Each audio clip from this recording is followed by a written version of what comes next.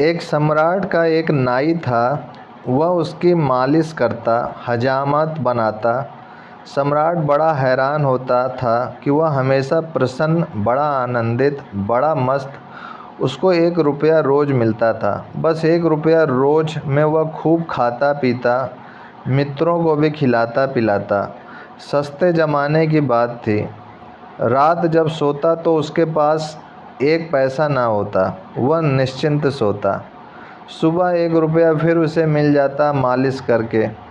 वह बड़ा खुश था। इतना खुश था कि सम्राट को उससे ईर्ष्या होने लगी। सम्राट भी इतना खुश नहीं था। खुशी कहाँ, उदासी और चिंताओं के बोझ और पहाड़ उसके सिर पर थे। उसने पूछा नाई से कि तेरी प्रसन्नता का राज क्या है।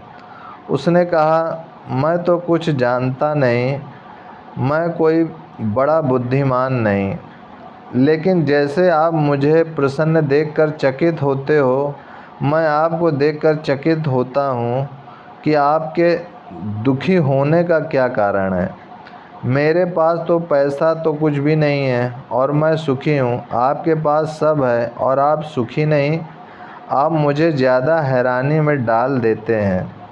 मैं तो प्रसन्न हूँ क्योंकि प्रसन्न होना स्वाभाविक है और होने को है ही और खोने को है ही क्या। वजीर से पूछा सम्राट ने एक दिन कि इसका राज खोजना पड़ेगा कि यह नाई इतना प्रसन्न क्यों रहता है। इस कारण इसकी प्रसन्नता को देखकर मेरे मन में ईर्ष्या आती है इसके प्रति। यह नाई इतना प्रसन्न है कि मेरे मन में ईर्ष्या की आग जलती है कि इससे तो बेहतर नाई ही होते। यह सम्राट होकर क्यों फंस गए। न रात नींद आती, न दिन चैन है और रोज़ चिंताएं बढ़ती ही चली जाती हैं। घटता तो दूर, एक समस्या हल करो 10 खड़ी हो जाती हैं। तो नाई ही हो जाते।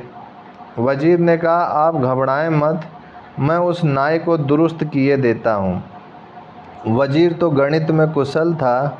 सम्राट ने कहा, क्या करोगे। उसने कहा, कुछ नहीं, आप 1 2 4 दिन में देखेंगे। वह 199 रुपये एक थैली में रखकर नाई के घर में फेंक आया। जब सुबह नाई उठा तो उसने 99 गिने। बस वह चिंतित हो गया। उसने कहा, बस 1 रुपया आज मिल जाए तो आज उपवास ही रखेंगे, 100 पूरे कर लेंगे। बस उपद्रव शुरू हो गया। कभी उसने इकट्ठा करने का सोचा ना था। इकट्ठा करने की सुविधा भी ना थी। 1 रुपया मिलता था, वह पर्याप्त था ज़रूरतों के लिए। कल की उसने कभी चिंता ही ना की थी। कल उसके मन में कभी छाया ही ना डाला था। वो आज में ही जिया करता था। आज पहली दफ़ा कल उठा। 99 पास में थे, 100 करने में देर ही क्या थी। सिर्फ एक दिन तकलीफ़ उठानी थी कि 100 हो जाएंगे। उसने दूसरे दिन उपवास कर दिया, लेकिन जब दूसरे दिन वह आया सम्राट के पैर दबाने तो वह मस्ती ना थी, उदास था, चिंता में पड़ा था। कोई गणित चल रहा था। सम्राट ने पूछा, आज बड़े चिंतित मालूम होते हो, मामला क्या है। उसने कहा, नहीं हुजूर, कुछ भी नहीं, कुछ नहीं, सब ठीक है। मगर आज बात में वह सुगंध ना थी जो सदा होती थी।